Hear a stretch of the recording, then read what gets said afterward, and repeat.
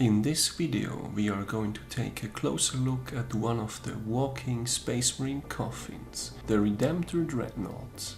First we will take a look at their datasheet and general abilities, then we will go through how to specifically make use of them in the Deathwatch army. Lastly, there will be some modeling recommendations and a quick wrap up.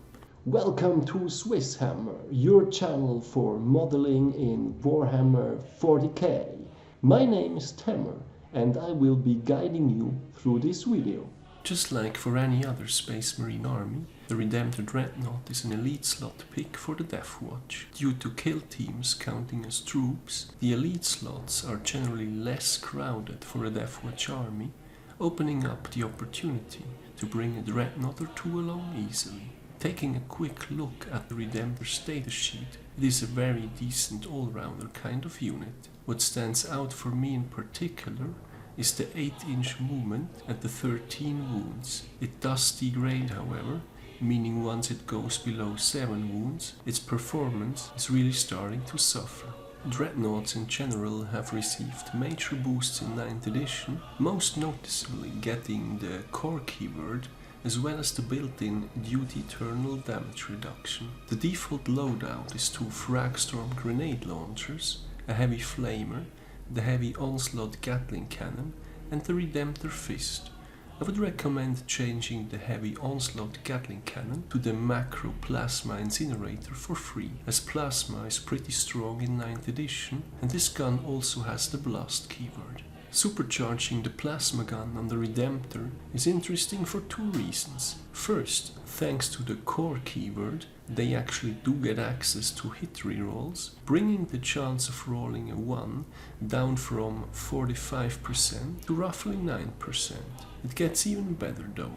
Upon rolling a 1, they only take 1 mortal wound, assuming a total points cost of 185 for a fully equipped Redemptor. That's only slightly above 14 points lost per overheat. Compare this to a Plasma Inceptor with a 12% chance, including hit rerolls, to blow himself up for the full 55 points. It really is a good time to be a Redemptor Dreadnought. Furthermore, I would in most situations change the Fragstorm grenade launchers to storm bolters for free and the heavy flamer to the onslaught Gatling cannon for 5 points. This gives the Redemptor a bit more ranged output while moving up the board.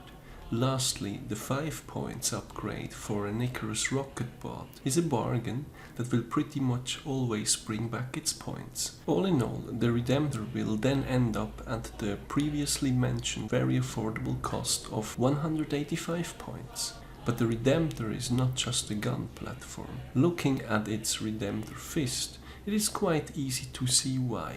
Strength times 2, minus 3 AP and D3 plus 3 damage with the Redemptor's default 4 attacks is pretty brutal and will tear through characters and heavy infantry with ease. As previously mentioned, this makes the Redemptor a fantastic all-rounder at an affordable price. Personally, I like Dreadnoughts because they are relatively easy to play. You can basically just move them up the board firing the guns, then let them charge into close combat. They are also great for threat saturation, which is something I've noticed basically since 3rd edition. For some reason, they seem to get a reaction out of most people. I'm not just referring to the fact that you wouldn't want that thing charging into your front lines from a strictly tabletop point of view, but I think there is something about those models that just makes them draw attention. Either way, in case of the Redemptor in 9th edition, it is certainly more than justified. So, besides them being the boogeyman moving up the board, what can we further do with them? Let's take a look at stratagems. A popular stratagem from the Space Marine Codex is Wisdom of the Ancients, which gives them the captain or the lieutenant reroll auras for a turn. And yes, if you bring more than 1 Dreadnought, you can use that stratagem to have one give the rerolls to the others, thanks to the Dreadnoughts being core. Beyond that, Deathwatch offers a unique way to deliver Dreadnoughts into combat thanks to the Teleportarium stratagem, also working on Dreadnoughts. It can be used up to 2 times in a Strike Force game, meaning you could teleport 2 Redemptors in. While I generally like to have Dreadnoughts on the board from turn 1, there might be some situations where the teleport might come in handy. Beyond that, the ever popular Dominus Siege's relic with its 5+ symbol save also works on Dreadnoughts, thanks once more to the core keyword. This really combines well with the Redemptors, giving them another layer of survivability. Speaking of which, 2 popular support characters for the Dreadnoughts are the Tech Marine, for obvious reasons, as well as the Librarian.